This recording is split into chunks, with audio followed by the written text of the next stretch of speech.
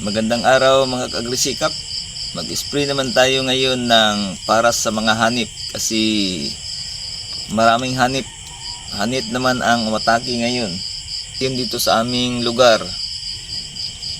Ngayon di malilim pa pero marami nang andito sa palayan nag-spray. Gumamit lang sila ng ilaw o ispat. Kita lang daanan. At ang gamitin kong lason pang hanip ngayon ay tribon. Napaka-epektibo naman itong tribon. 2 hectares ang ma-applyan itong tribon ng 1 liter, pero ubusin ko lang ito sa 1 hectare para tsugi lahat ng hanip. At haluan ko ng isang latang ng tinapa sardines ng organic foliar fertilizer. Prigro ang brand na ginamit ko ngayon. Subukan naman natin ito kung ano ang epekto. At haluan ko ng sticker para kapag umulan hindi mawala ang epekto ng lason kasi laging umulan dito sa aming lugar. Mag-umpisa na akong mag-spray mga kaagrisikap.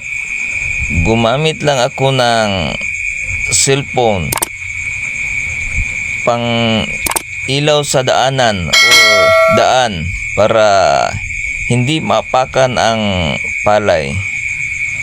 Mas maganda or matamaan talaga ang hanip kapag madilim pa kasi nasa ibabaw pa sila ng dahon ng palay kasi malamig pa. Kaya mas maganda kapag madaling araw tayo mag-spray kapag hanip ang ating isprihan na insekto. Maraming nag-spray ngayon dito sa aming lugar kasi hanip naman ang umaatake ngayon. Gumamit lang din sila ng ispat pang ilaw sa daanan. Kaya spray na rin tayo sabay para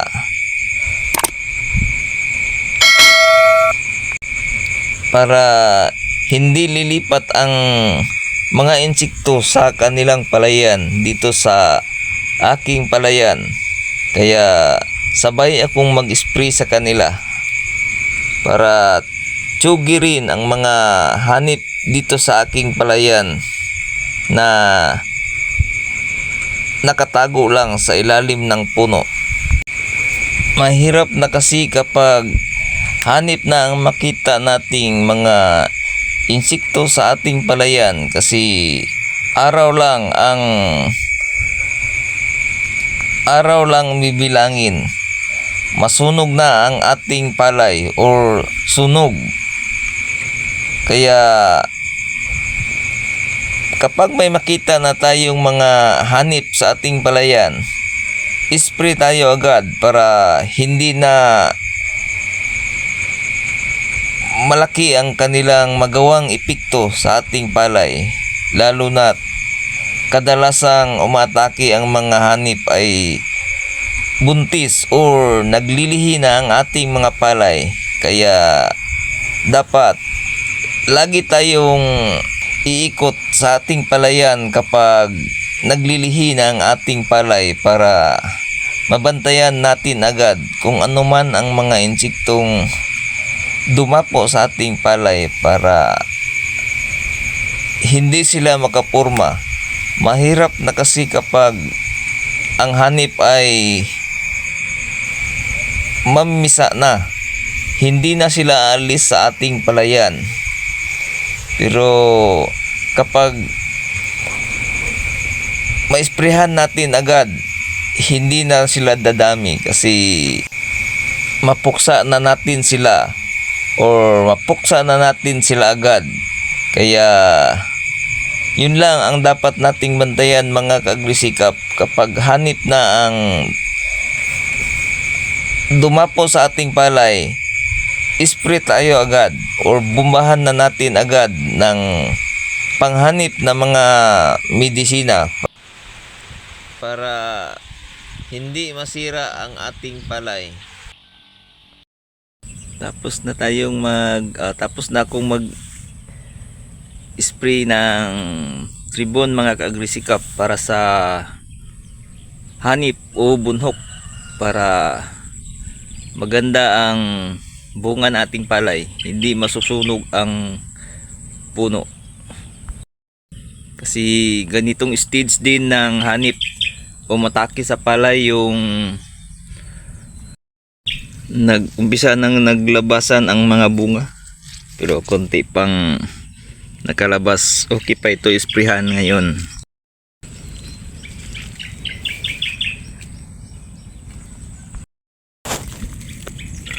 Lumitaw na yung mga hanip o bunhok sa tubig. Daming lumilitaw. Hinaluan ko ng sticker yung tribon para dumikit talaga sa dahon o dumikit sa insekto na matamaan. Isang dahilan din na hinaluan ko ng sticker yung medisina kasi laging umuulan dito sa aming lugar. Ngayon hindi naman lumabas ang init. Love 77.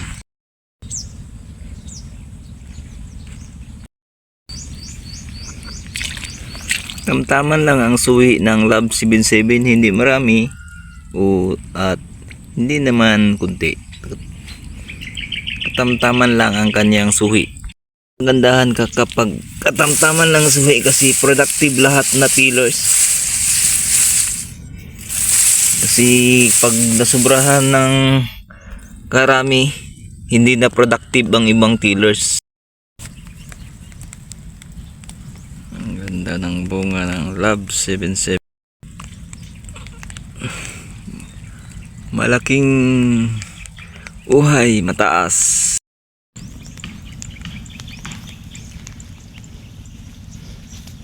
Ang ganda ang Love 77. Tug ang mga bunga ng Love 77. Busog na busog lahat ng tillers. May laman. Malalaki ang laman. Siguro sunod na araw marami nang lalabas dito o maubos na itong maglabasan siguro ngayong na week.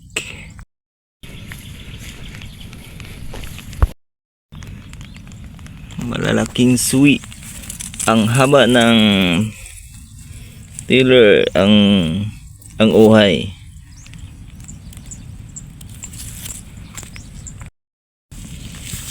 Ano kaya ang dahilan na ganito lalabas ang bunga na parang hindi bubuka dito sa ibabaw? Parang naiipit yung dulo ng uhay dito sa neck ng uliig ng tillers. Dahilan nito mga kaagrisikap. Andito pa. Parang sasabit siya sa liig ng panicles or puno ng palay dito, didikit. Comment lang po mga kaagrisikap kung ano kaya ang dahilan nito, bakit nagkaganito ang bunga ng palay. Ang ganda pa naman ng palay. Hindi masyadong maraming insekto ngayong cropping. Siguro daga lang ang malaking pinsala ngayon na cropping. Kasi dami talaga. Lalo na ang palay ko ang unang nagbunga dito sa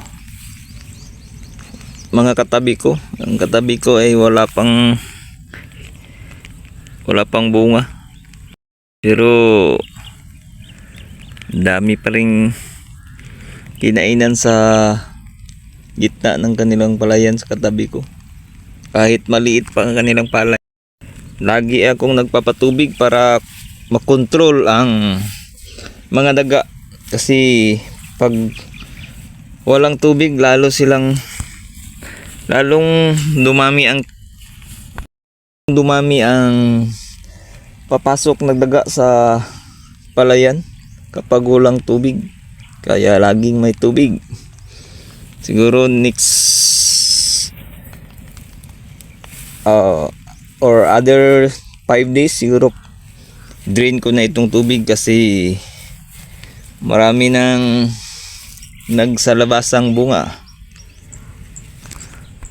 Baka madapa ang palay natin kapag hindi tayo magpahibas kasi malambot ang lupa. Hanggang dito na lang muna mga ka-agrisikap kasi lilinisin ko pa itong dike para hindi masyadong puntahan ng daga ang ating palayan. Daming naglitaw ang mga